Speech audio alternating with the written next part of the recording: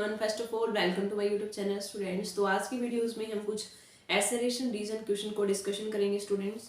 तो कुछ दिनों से हम वीडियोस अपलोड नहीं कर पा रहे थे, थोड़ा सा हेल्थ इश्यू रखा है, अभी भी ठीक तो नहीं हुआ है, फिर भी स्टूडेंट्स का रेगुलर मेल कमेंट आते रहते हैं, तो हमने ट्राई की कि करते हैं कि एक आधी वीडियोस बनाई जाए। ठीक है स्टूडेंट्स, तो जैसे ही हम अच्छे से रिकवर होंगे तो बाद में हम वीडियोज़ को रेगुलरली बनाएंगे। तो थोड़ा सा आपको वॉइस में चेंज मिल सकता है, तो वो हेल्थ इश्यू की वजह से आपको लग रहा होगा। तो स्टूडेंट्स देखिए, एसेरेशन रीजन की क्वेश्चन हम डिस्कशन कर रहे हैं। तो सबसे पहला हम कर रहे हैं क्लास 12 केमिस्ट्री का, क्योंकि बोर्ड एग्जाम्स है और अब की बार हरियाणा बोर्ड ने भी इंक्लूड कर दिए गए हैं, नहीं तो सीबीएसई में ही पूछे जाते थे। तो जो एचबीएसई के स्टूडेंट्स हैं उनके लिए थोड़ा सा न्यू है केस स्टडी और एसेरेशन रीजन। तो हम ट्राई करेंगे कि इन दोनों की प्रैक्टिस आपको अच्छे से करवा दी जाए सारे चैप्टर्स की। तो students let's start the first chapter solution and assertion reason. वैसे स्टूडेंट्स पहले आपको बता देते हैं कि एसेरेशन रीजन में होता क्या है। तो एसेरेशन रीजन में क्या होता है स्टूडेंट्स, आपको दो स्टेटमेंट गिवन होती हैं। एसेरेशन में एक स्टेटमेंट होगी, रीजन में एक स्टेटमेंट होगी। सबसे पहला काम आपका होता है कि एसेरेशन में जो दे रखा है वो सही है या नहीं, ट्रू है या नहीं, जो बात उन्होंने बोल रखी है कि वो सही है या नहीं, वो देख लिया। फिर आपको देखना होता है स्टूडेंट, जो रीजन में स्टेटमेंट दे रखी है फर्स्ट तो आप चेक करो वो सही है या नहीं, ये चेक कर लिया। देन आपको देखना होता है कि जो रीजन है वो उसकी जो ऊपर वाली स्टेटमेंट है वो रीजन की वजह से ट्रू हो रही है क्या। तो ऐसे आपको चार ऑप्शन मिलते हैं कि एसेरेशन ट्रू है, रीजन ट्रू है, रीजन ही उसकी करेक्ट एक्सप्लेनेशन है। एक ऑप्शन आपको मिलेगा कि एसेरेशन रीजन तो ट्रू है लेकिन रीजन की वजह से आपका एसेरेशन ट्रू नहीं हो रहा। एक ऑप्शन मिलेगा कि एसेरेशन ही रॉन्ग है, रीजन ट्रू। एक मिलेगा एसेरेशन आपका ट्रू है और रीजन रॉन्ग है। तो students let's start the first question. What the assertion is molarity of a solution in liquid state change with temperature. जब हमने आपका सॉल्यूशन चैप्टर करवाया था तो स्टूडेंट्स हमने आपको कंसंट्रेशन की पांचों टर्म बताई थी और बोला गया था कि सबसे बेटर कौन सी मानी जाती है, मोलरिटी और मोल फ्रैक्शन, क्योंकि वहाँ मास आता है और वो टेम्परेचर से चेंज नहीं होता। यहाँ क्या पूछा गया है कि मोलरिटी। अब मोलरिटी का क्या फार्मूला होता है students, number of moles of solute by volume of solution.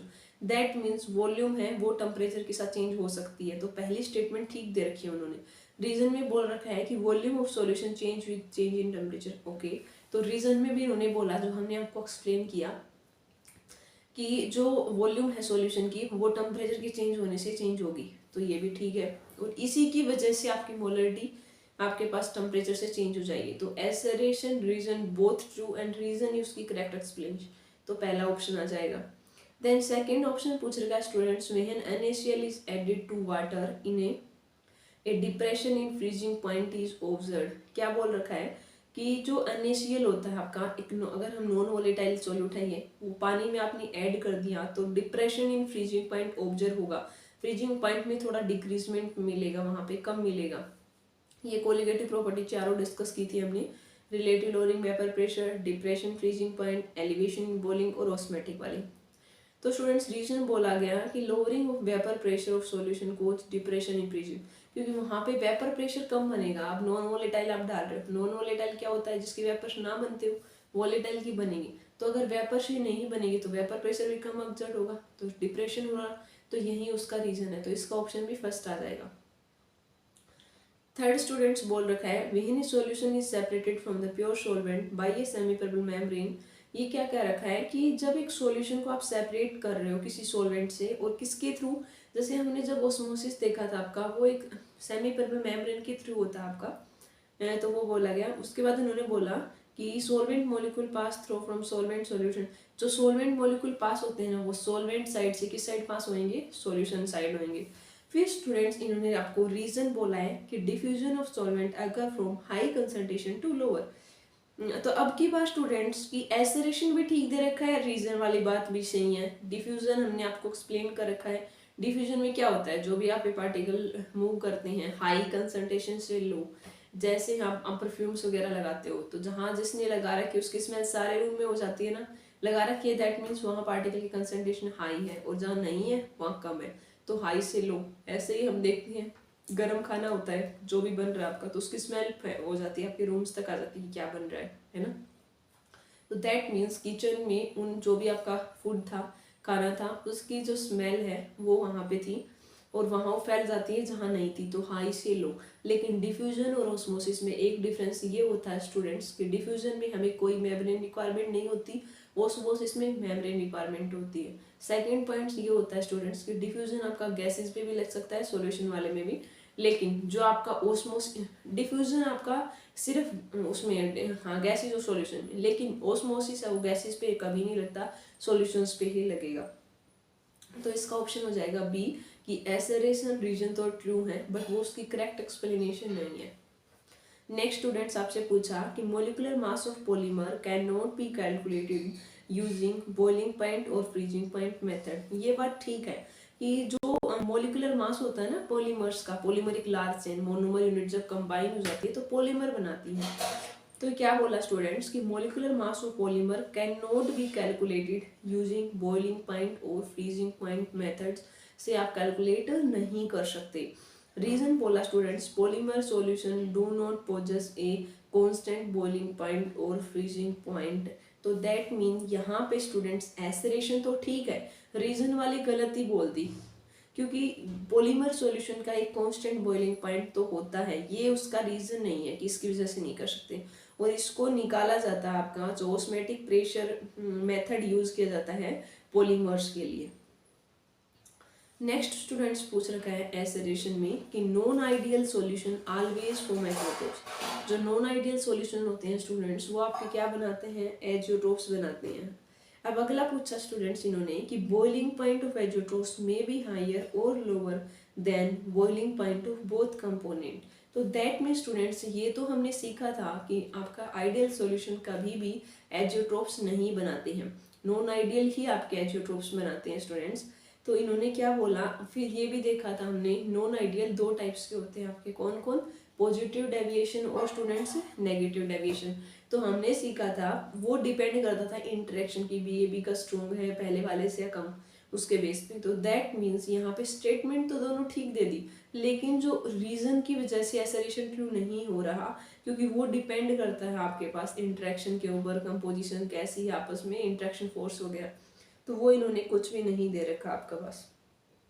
और नेगेटिव डेविएशन वाले होते हैं वो बॉयल होते हैं हाई टेम्परेचर पे, ठीक है, और कंपोजिशन वेपर फेज की सेम रहती है एज ए लिक्विड मिक्सचर। और नेक्स्ट क्वेश्चन है students, what do understand the term KF for water, कि केएफ है डिप्रेशन इन फ्रीजिंग पॉइंट, उसकी वैल्यू दे रखी है 1.86 केल्विन केजी पर मोल। इसका मतलब क्या है स्टूडेंट्स कि जो फ्रीजिंग पॉइंट होता है पानी का वो लोअर हो गया है, कम हो गया है, क्योंकि जब आप नॉन वोलेटाइल सॉल्यूट ऐड करोगे तो डिप्रेशन होएगा। और आपको बताया कि del T F equal to K F into M होता है, एम मतलब मोलिलिटी अगर आप 1 कर दो तो टी एफ किसके इक्वल आ जाएगा, के एफ के, वहीं एक्सप्लेन करना था। तो स्टूडेंट्स आपके सॉल्यूशंस के सारे हो चुके हैं। नेक्स्ट हम डिस्कशन करते हैं इलेक्ट्रोकेमिस्ट्री के, ठीक है। तो इलेक्ट्रोकेमिस्ट्री का स्टूडेंट्स पहले दे रखे हैं आपके एमसीक्यू क्वेश्चंस। ये पीडीएफ अगर आप जो भी यूट्यूब के स्टूडेंट्स हैं वो चाहते हैं तो हम टेलीग्राम के ऊपर आपको सेंड कर देंगे, तो वहाँ से देख सकते हो आप, जो भी क्लास 12 के स्टूडेंट्स हैं किसी भी बोर्ड के हो। और डिस्कशन सॉल्यूशन आप यूट्यूब चैनल पे देख सकते हो, पीडीएफ वहाँ डाल देंगे, अगर आपको नीड है तो कमेंट में यस कर देना, नहीं है तो नो, ठीक है। नेक्स्ट स्टूडेंट्स इलेक्ट्रोकेमिस्ट्री, तो इलेक्ट्रोकेमिस्ट्री की हम पढ़ते हैं इलेक्ट्रिकल कन्वर्जन वगैरह। तो पहला क्वेश्चन स्टूडेंट्स आपसे क्या बोल रखा है, a hypothetical electrochemical cell is shown below, कि एक हाइपोथेटिकल इलेक्ट्रोकेमिकल सेल वो दिखा रखी है आपकी, कि एक ए से ए डैश दिखा दिया और फिर शार्ट ब्रिज दिखा दिया, फिर बी प्लस से बी। हमने सीखा था स्टूडेंट्स कि जर्नल कोई भी आप इलेक्ट्रोकेमिकल सेल्स की सेल रिप्रेजेंटेशन करते हो तो कैसे करते हो, एनोड करते हो, बीच में शार्ट ब्रिज आती है, फिर कैथोड, इस साइड लेफ्ट साइड आपको एनोड लिखनी होती है, राइट साइड आपको कैथोड लिखनी होती है, ठीक है स्टूडेंट्स। तो एनोड पे क्या होता है, ऑक्सीडेशन, और कैथोड पे क्या होता है, रिडक्शन। अब स्टूडेंट्स आपको 4 ऑप्शन दे रखे हैं, वहां से आपको सेल रिएक्शन बताने थे, तो सिंपली आप बता दोगे ए प्लस में बी प्लस वाला, और क्या बनाएगा ए प्लस बी, दैट मीन्स ए से ए प्लस क्या हो रहा है, ऑक्सीडेशन, और बी प्लस एक इलेक्ट्रॉन गेन करके बी में जा रहा है, दैट मीन्स रिडक्शन। और जितने भी ये हैं आपकी किस टाइप की रिएक्शन है, रिडोक्स, क्योंकि जिस रिएक्शन में ऑक्सीडेशन रिडक्शन दोनों टेक प्लेस करते हैं उसको हम क्या बोलते हैं, रिडोक्स रिएक्शन। तो स्टूडेंट्स नेक्स्ट आपका बता रखा है कि एक ऐसी डिवाइस बताइए जो आपकी कन्वर्ट कर देती है energy of combustion of fuel, जो फ्यूल को like directly into electrical energy में। तो आपके पास कौन सी होती है, फ्यूल सेल हमने देखी थी, तो सीधा सा आंसर हो गया fuel cell. Next students question आया हुआ है inert electrode of a cell. Inert electrode से, इनर्ट इलेक्ट्रोड वो होती हैं जो रिएक्शंस में आपके पार्टिसिपेट नहीं करती। ठीक है, तो आपको 4 स्टेटमेंट दे रखी हैं और आपको पहचाननी है कि कौन सी करेक्ट नहीं है। तो पहली स्टेटमेंट लिख रखी है स्टूडेंट्स कि it does not participate in the cell reaction. तो ये हमें पता है कि इनर्ट जो इलेक्ट्रोड होती है ना, वो इनर्ट होती है, रिएक्शन नहीं करती। जैसे हम बोलते हैं ना कि पीरियोडिक टेबल में नोबल गैसेज होती हैं, वो इनर्ट होती है, वैसे ही। तो फर्स्ट थिंग ठीक बात है। सेकंड पॉइंट्स बोल रखे हैं it provide surfaces either for oxidation और reduction reaction. That's and also true statement students, क्योंकि जो आपकी इनर्ट इलेक्ट्रोड होती हैं वो हमें ऑक्सीडेशन और रिडक्शन जो भी हो रहा है उसके लिए हमें एक सरफेक्स प्रोवाइड करती हैं कि जिसपे ऑक्सीडेशन भी हो सकता है और रिडक्शन वाला। नेक्स्ट बोल रखा है कि it provide surface for conduction of electron. हाँ, ये बात भी ठीक है, लेकिन एक बात ये होती है स्टूडेंट्स कि इनर्ट इलेक्ट्रोड रिडॉक्स रिएक्शन के लिए नहीं प्रोवाइड करती, सिर्फ या तो ऑक्सीडेशन के लिए प्रोवाइड करेगी या रिडक्शन, पूरी रिएक्शन के लिए नहीं करती प्रोवाइड। तो यही इसका ऑप्शन बन जाएगा, it provide surface for redox reaction. Next students ये बोल रखा है कि charge carried by 1 mole of electron is. तो 1 मोल इलेक्ट्रॉन का आपको चार्ज निकालना है, तो 1 मोल अगर अवेगेड्रो में कितने होते हैं 6. ठीक है स्टूडेंट्स, तो आपका जो नेक्स्ट क्वेश्चन है वो आपका पूछ रखा है क्या बोल रखा है कि charge carry by 1 mole of electron. ये तो हमने कर लिया था, कितनी वैल्यू आ जाएगी 9.65 10⁴ कूलम। नेक्स्ट स्टूडेंट्स ये बोल रखा है कि which one of the following is always true about spontaneous cell reaction in galvanic cell. तो we know that for a spontaneous reactions the EMF is always plus, that means E note cell greater than 0। Okay, next Gibbs energy less than 0 होनी चाहिए, EMF का symbol plus होना चाहिए, Gibbs का minus होना चाहिए, और जो क्यू होता है इक्विलिब्रियम कांस्टेंट लेस देन होना चाहिए केसी से, जो कांस्टेंट वाले से फॉरवर्ड रिएक्शन की जो बात हो रही है। तो पहला ऑप्शन आ जाएगा स्टूडेंट्स। नेक्स्ट आपसे बोल रखा है द इलेक्ट्रोड पोटेंशियल डाटा। आपको है ना 3 रिएक्शन दे रखी है, उनका डाटा दे रखा है और वो सभी का रिडक्शन पोटेंशियल दे रखा है स्टूडेंट। तो आपके पास रिडक्शन पोटेंशियल में दे रखा है आपका, तो एक का दे रखा है 0.77, दूसरे का दे रखा है -1.66, तीसरे का दे रखा है 1.80। तो स्टूडेंट्स इसके बेस पे आपसे पूछ रखा है कि रिड्यूसिंग पावर बताइए किसकी ज़्यादा होगी। तो जितना ज़्यादा रिडक्शन पोटेंशियल की वैल्यू बढ़ती जाएगी उतना ही वो अच्छा रिड्यूस होगा, रिडक्शन उसकी पावर बढ़ती जाएगी। तो सबसे ज़्यादा स्टूडेंट्स हो जाएगा Br2 का, देन आयरन और देन एल्यूमिनियम का सबसे कम। नेक्स्ट अगर बात करें स्टूडेंट्स तो वो बोल रखा है standard EMF of galvanic cell, जिसमें 3 मोल इलेक्ट्रॉन ईएमएफ दे रखा है। तो आपको del G equal to NF E note cell वाला पता था, और दूसरा था इक्विलिब्रियम कांस्टेंट वाला वैल्यू, वो यूज करके आप सीधा निकाल लोगे, आंसर आ जाएगा 10⁻30। नेक्स्ट स्टूडेंट्स कोलाशला से आया हुआ है, तो सिंपल सा आपको NH4OH का पूछा है। तो NH4OH में जब हम NaCl ये मिला देंगे फिर वही माइनस कर देंगे, तो किसका निकलाएगा आपका NH4OH का। नेक्स्ट हम एसरेशन रीजन इलेक्ट्रोकेमिस्ट्री के डिस्कस कर लेते हैं, और आज हमने 2 चैप्टर्स के कर लेंगे, नेक्स्ट वीडियोस में और 2 के ऐसे ऐसे हम कंप्लीट करते जाएंगे सारे 10 मिनट्स के। नेक्स्ट पूछ रखा है स्टूडेंट्स की ई नोट सेल फोर्सन half reaction are on the basis of this mark two correct answer. 3 equation दे रखी हैं आपकी और उनमें आपको बताना है स्टूडेंट्स क्या होगा। तो इसका आ जाएगा सल्फेट वाला SO4 2 नेगेटिव फॉर्मेशन हो रहा है थायोसल्फेट प्लस 2 इलेक्ट्रॉन, क्योंकि जो डाइल्यूट H2SO4 होता है एक्वस यूज कर रखा है, दैट मीन्स पानी प्रेजेंट है वहाँ, वो ऑक्सीडाइज होएगा आपके पास एनोड पे, और कैथोड पे हमें मिलती है हाइड्रोजन वाला पार्ट। सम हाफ रिएक्शंस का दे रखा था। उसके बाद स्टूडेंट्स आपको एसरेशन दे रखा है कि copper is less reactive than hydrogen, and reason, ये बात तो ठीक है स्टूडेंट्स, कॉपर और इसका हम बात करें तो कॉपर होती है ना वो रिएक्टिव कम होती है हाइड्रोजन से, वो नीचे आती है उसके हाइड्रोजन की। लेकिन रीजन इन्होंने बोला कि ई नोट कॉपर 2 प्लस से कॉपर का नेगेटिव होता है, बट स्टूडेंट्स ये बात गलत है, क्योंकि कॉपर 2 प्लस से कॉपर का जब आप इलेक्ट्रोड पोटेंशियल देखोगे तो वो हमेशा प्लस आता है, और उसकी वैल्यू भी स्टूडेंट्स होती है 0.34। नेक्स्ट स्टूडेंट्स पूछ रखा है आपका mercury cell does not give steady potential. जो मरकरी सेल होती हैं वो आपको स्टडी पोटेंशियल नहीं देती। In the cell reactions ions are not involved in solution.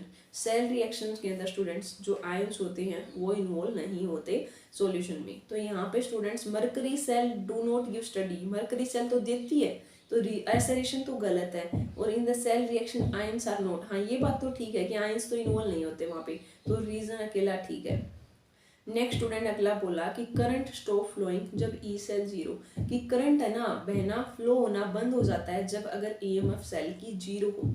Reason लिखा स्टूडेंट्स कि equilibrium of the cell reaction is attained, equilibrium cell reaction की अटेंड होएगी। तो पहली बात भी ठीक है कि इक्विलिब्रियम के ऊपर ही ईएमएफ सेल का जीरो, तो कोई करंट फ्लो नहीं करेगा, तो स्टेटमेंट भी इसकी सही है, तो फर्स्ट ऑप्शन हो जाएगा। नेक्स्ट पूछा स्टूडेंट्स आपसे Ag plus by Ag increase with increase in concentration of Ag plus ion, कि जो Ag प्लस Ag की जो कंसंट्रेशन है ना वो बढ़ जाती है Ag प्लस के साथ में, क्योंकि यहाँ पे इसकी पॉजिटिव वैल्यू है। ये बात तो ठीक है, पॉजिटिव वैल्यू आती है बढ़ भी जाती है, लेकिन इसका कोई रीज़न नहीं है जिसकी वजह से हो रही है, तो दूसरा ऑप्शन बन जाएगा। नेक्स्ट बोला स्टूडेंट्स आपको कि copper sulphate can not be store in zinc cell vessel, zinc is less reactive than copper. तो पहली बात तो ठीक बोले स्टूडेंट्स कि कॉपर सल्फेट की जब तुम जिंक के साथ रिएक्शन करवाओगे तो जिंक ज़्यादा रिएक्टिव होता है, तो कॉपर को रिप्लेस कर देगा और ZnSO4 प्लस कॉपर हो जाएगा। As a displacement reaction take place, तो we can not store in the zinc वाले वेसल में। तो एसरेशन तो आपकी क्या थी, ठीक थी, रीजन गलत था, तो ऑप्शन थर्ड हो जाएगा। नेक्स्ट दो रह गए students, electrolysis of NaCl gives chlorine at anode instead of O2, कि जो NaCl का जो इलेक्ट्रोलाइसिस आप करते हो वो हमें क्लोरीन देता है एनोड पे, किसके बजाय ऑक्सीजन के। एंड रीजन दे रखा है students formulation of oxygen at anode require over voltage, तो ये बात भी ठीक है। नेक्स्ट पूछ रखा आपको for measuring resistance of ionic solution AC source is use. हाँ, जो रेजिस्टेंस होता है ना आयनिक सॉल्यूशन का, तब हम AC करंट यूज करते हैं, DC सोर्स यूज नहीं करते, वहाँ डायरेक्ट करंट होता है। और कंसंट्रेशन आयनिक सॉल्यूशन की चेंज हो जाएगी if DC current is use, ये बात भी ठीक है, इसीलिए हम उसको यूज करते हैं AC वाले को। तो एसेरेशन रीजन बोथ ट्रू, उसकी एक्सप्लेनेशन, तो पहला ऑप्शन ट्रू हो जाएगा। तो नेक्स्ट वीडियोज में हम chemical kinetics and D and block के करेंगे, फिर उससे आगे coordination haloalkane, then further discuss. अगर स्टूडेंट्स आपको कोई प्रॉब्लम रह गई, अभी भी समझ नहीं आया कोई क्वेश्चन, तो आप टाइप कर देना, अगर हमें टाइम लगे तो आपका आंसर दे देंगे हम। तो थैंक यू स्टूडेंट्स, एंड सीखते रहिए, हैप्पी लर्निंग।